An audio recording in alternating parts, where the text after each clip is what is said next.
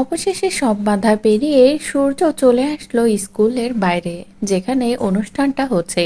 অন্যদিকে অর্জুন যখনই জানতে পারে যে আজ সোনারূপার জন্মদিন, তারপরে আবার দুজনের মনটাও খারাপ, তাদের বাবা তাদেরকে সময় দিতে পারছে না বলে, তখনই অর্জুন সিদ্ধান্ত নেয় এখানেই সোনারূপার জন্মদিনটা খুব ধুমধাম করে আয়োজন করা হবে, এখানে সকলে মিলে আনন্দ হই হুল্লোড় করবে।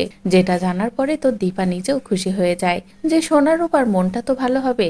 আর যাই হোক না কেন, একটু হলেও তো বাবার কথাটা ভুলে থাকবে।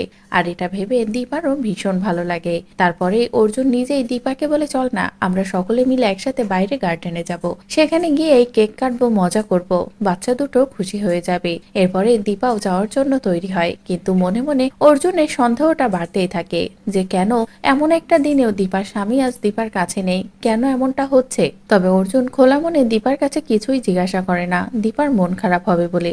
আর এরপরে এই দুজনে বাইরে বের হয়। ওদিকে সূর্যও তো অপেক্ষা করতে থাকে কখন একটু সোনারূপাকে দেখতে পারবে বা দীপাকে দেখতে পারবে।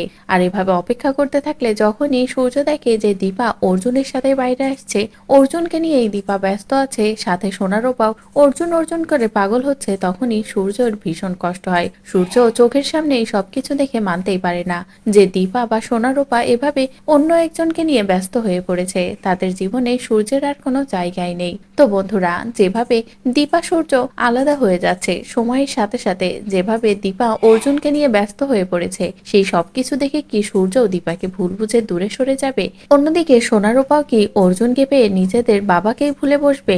আর সত্যি এমনটা হলে সেটা দেখতে তোমাদের ঠিক কেমন লাগবে কমেন্ট করে জানাও। পরবর্তী আপডেট পেতে চ্যানেলটি সাবস্ক্রাইব করো।